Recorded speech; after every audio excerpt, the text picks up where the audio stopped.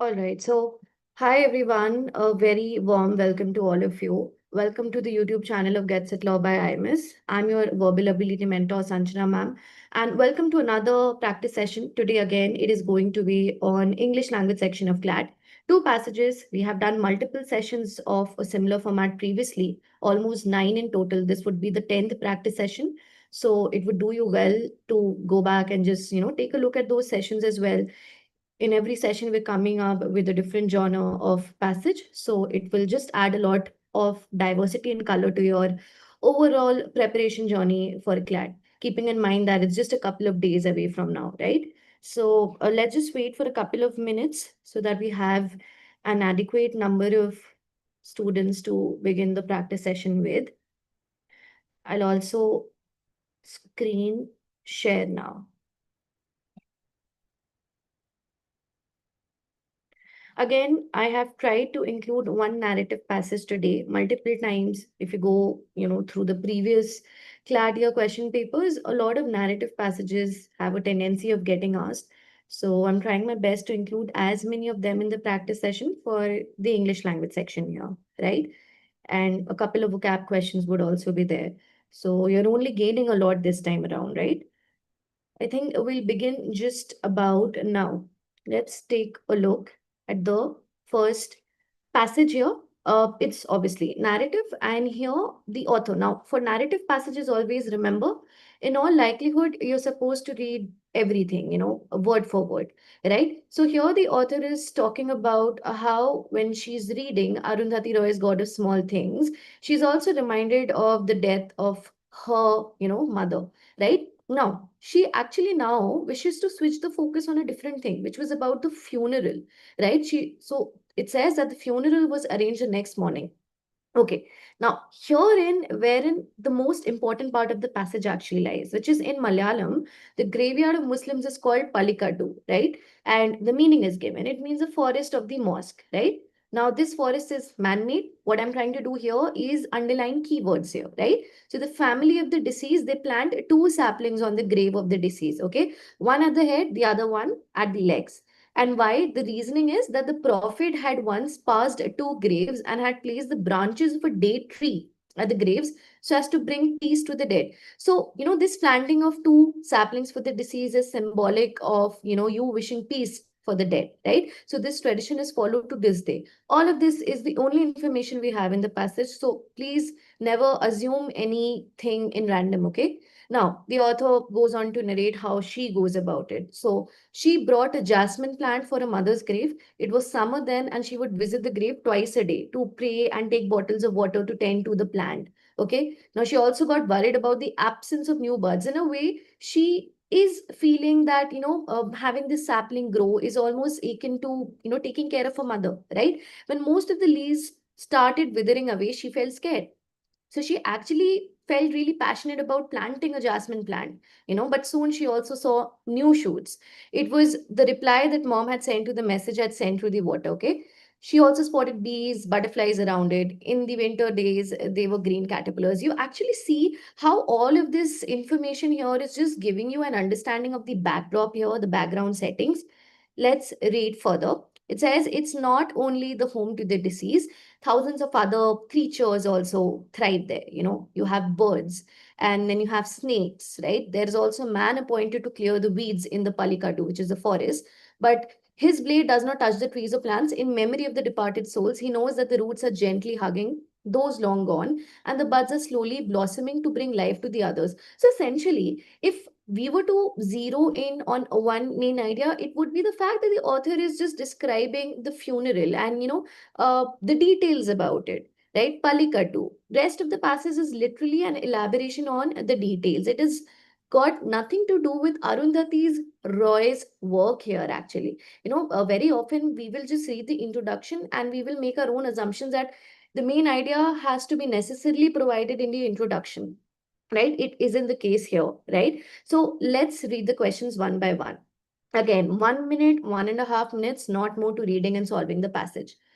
Take a look at the first question. I really wanted to, include as many vocab questions today. So there's a word, a harbinger. you know what actually harbinger means? Whenever I say, this is a harbinger of change. So it's something which is anticipating a change, something which is sort of forewarning you that good things might come, bad things might come. So all of the words are synonymous except, so foreshadowing is definitely a synonym. Precursor is a synonym. Omen is a synonym. Something that's more anticipatory in nature, right? That which is not related to harbinger is actually oblivious. That will help you mark D as the best option choice, right? And if you want, you can also type your answers in the live chat here, right? Let's take a look at the next question. Now, it's a figure of speech question. Long time we haven't really solved a lot of figure of speech questions. So, which option given below depicts the correct figure of speech? Let me tell you. You might feel that, ma'am, I spot option D. It says all of the above. So, am I supposed to mark it? No. Just read every option to be confident. So, it says he knows that the roots are gently hugging. Roots hugging, this actually signifies personification and not synecdoche. Synecdoche is when a part of something is used to represent the whole, right? So in no way is this symbolic of synecdoche. This is personification. Option A is out. Now you know that because option A is out, we can never choose option D, all of the above. Look at B. But soon I saw new shoots. It was a reply that mom had sent to the message. Where anywhere in this option, in this sentence, is a comparison being drawn between two different things? That is exactly the definition of a metaphor. There is no comparison, so this is out. We're left with C, which actually is the best option choice. It has to be personification. Birds perch on trees, nuts of the trees nourished by the bodies. Snakes make it to their own heaven. Wild foxes frequently visit it, giving human like attributes to non human, non living things. So, this is the best option choice. Maybe it's not the exact explanation of personification as a figure of speech, but this is a closest. So sometimes it's not really about us finding the perfect option. It's about finding the better option of all the options. So C here is a correct option choice here. Let's take a look at the third question now. All right. Now, author's attitude, which I can also say is more like a tone-based question, right? Towards the Palikadu. It's definitely not negative. If anything, it feels very deferential, like the author sort of worships it. There is a sense of respect there. So I'm doing a little bit of pre-thinking. I don't think so. You're supposed to pre-think because we don't really have that much time while attempting a mock or an actual examination. But it's definitely not fearful and unsettling. Okay, it's not indifferent, because if it were indifferent, we wouldn't be talking about the passage in the first place, right? And definitely not disappointed, because she just looks at it with a lot of respect. So it's also solemn, which is like serious in nature, right? Emphasizing the connection between life and death, and that will help you mark B as the best option choice, right? Let's take a look at the next question now. So great questions, great variety of questions. Generally, we tend to ask a lot of inference questions. This time around, it's a different set of questions. Now, what is the significance of planting two saplings on the grave of a deceased person in a Malayalam tradition? Okay, this is a direct question, which means leave no room for making silly mistakes. It symbolizes the duality of life and death. It represents a prophet's act of bringing peace to the dead. This is the only information given, as to why those two saplings are placed, one at the head, one at the legs. It's because this is what had happened. The tradition continues. I don't even have to explain why the rest of the options are wrong, right? Because this is all that is given there to support this statement in the passage. And that will help you mark B as the best option choice here. Next question now, primary purpose of the passage. I would also want to add another pointer here.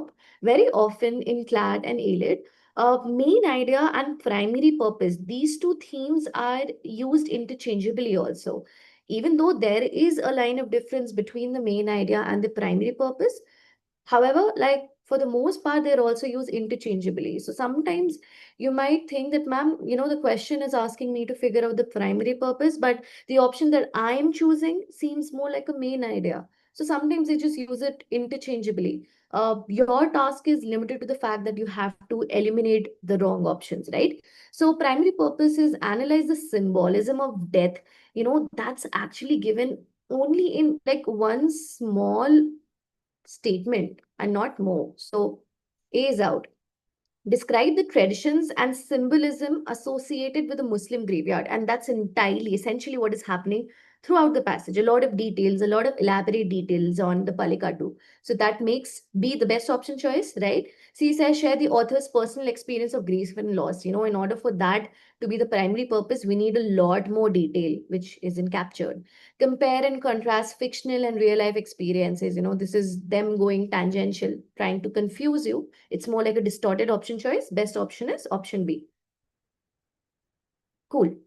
Take a look at the last question for this particular passage. All of the following can be inferred from the passage except, okay, is the graveyard a place where life and death coexisted? Definitely. This is something we can reasonably infer.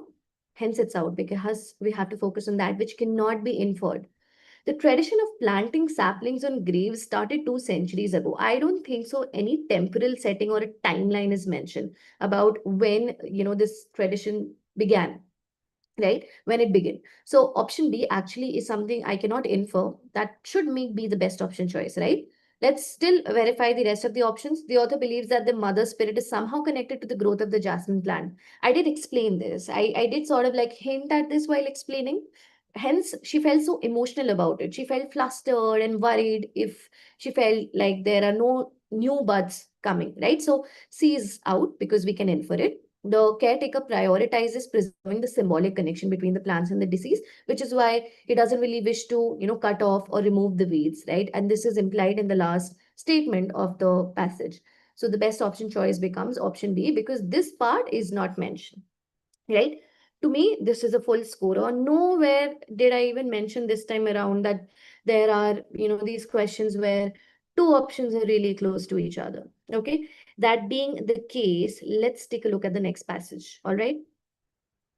Now, the next passage isn't something, we haven't read before. This is something, multiple times we have read this across editorials. You might be attempting several mocks and tests. There also a lot of information on chat GPT and the destructive, impact it can have on students' mind is talked about.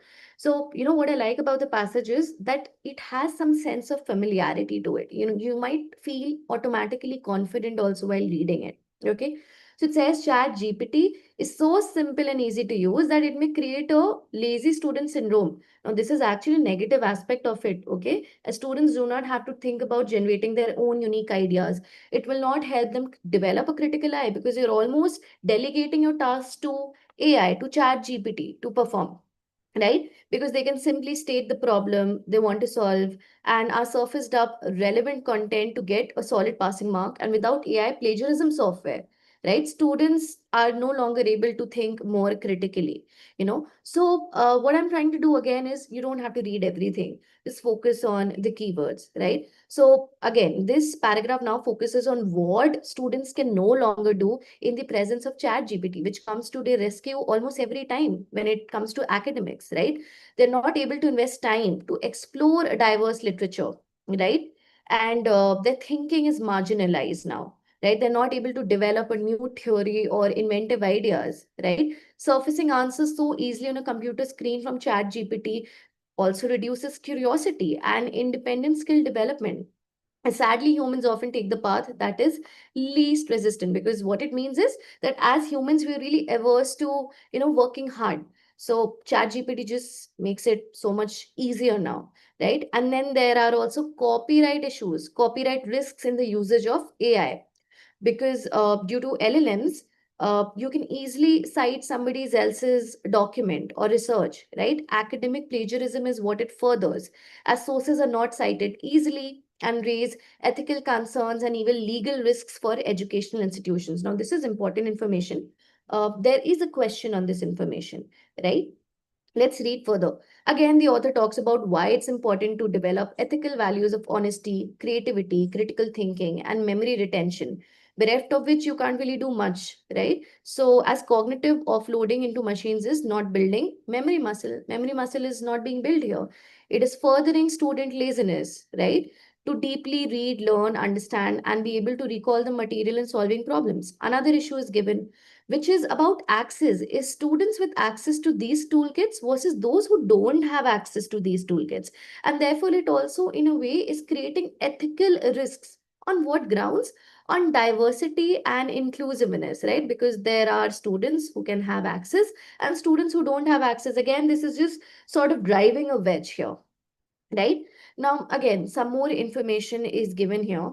Already, students taking online exams are monitored on cameras, which can monitor not just their surroundings, but their facial expressions and any movements, monitoring sounds and background noises, right? So, this is a risk that ChatGPT will have on the educational sector.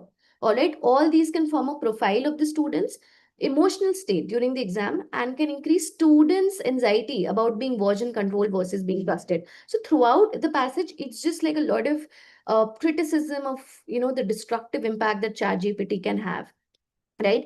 There are concerns of plagiarism, but as noted, many educators believe that rather than ban these technologies, we need to embrace them and modernize how education should be taught. Now, this is not the opinion of the author here. The author is just trying to give another counter argument that still there are people who believe in the utility of Chat GPT.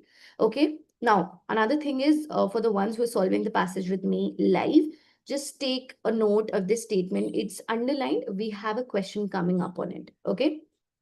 Now, let's take a look at the questions one by one. That's all there is to the passage. What is the central idea of the passage?